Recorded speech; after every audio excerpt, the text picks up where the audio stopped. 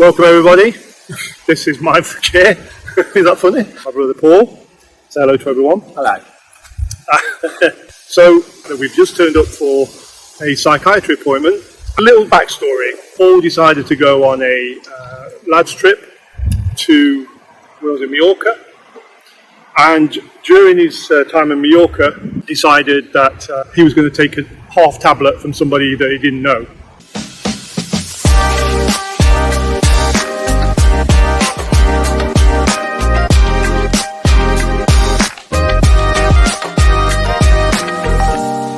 In 2002, I went to Australia, and while I was in Australia, Paul decided to go on a lads trip to, where was it, Mallorca? During his time in Mallorca, decided that he was going to take a half tablet from somebody that he didn't know.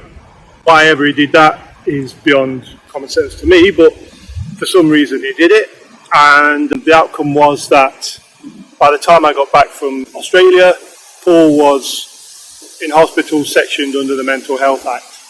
So tell everybody what the first symptoms were. Well, I said to this man, I said, I don't feel great. I went to my room and I could hear voices. I went on my balcony and I could hear more voices. So I ran round the hotel knocking on doors to see if anybody was after me.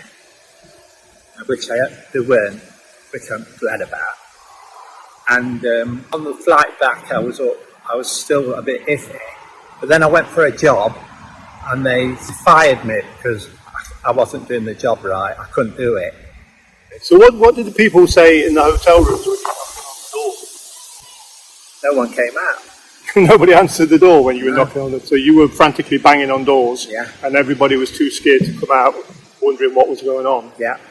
Okay. So when you got back and you got fired, so the person that was your manager had no idea what you were going through, just assumed that you were lazy and not doing your job, and decided to fire you. Yeah. After that time, you were then sectioned, and one of the things that I always found was amazing at the time was the fact that when you were with the other people, the other patients, you were always able to communicate. And yet some of what they were saying was just coming out to me as word salad.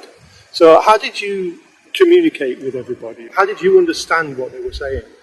Well, I used to stay in an area where everyone used to smoke. And there's a lot of people there who were lying about everything. And so I kept myself to myself.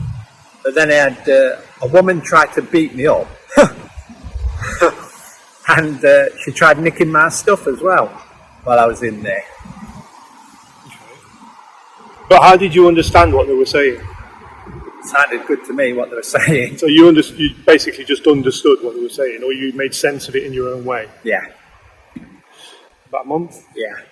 After about a month of recovery, Paul came out of hospital and came home.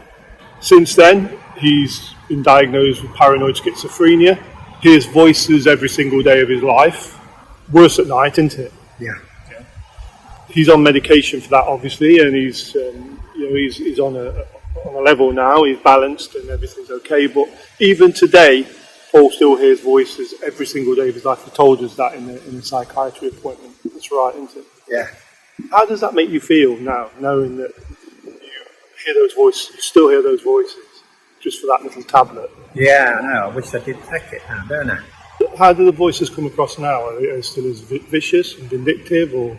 Yes, if I have a relapse, it's vicious words, yeah. And if you do relapse, you can't be reasoned with, can you? Well, because you just understand the voices as being real. Yeah. So Paul's doing well now. He's just been to get his meds, and obviously, as I said, we've missed out on this appointment that we were supposed to go to. But take it for someone that knows. Don't take drugs that you don't know what they are, because they can affect people's minds in different ways.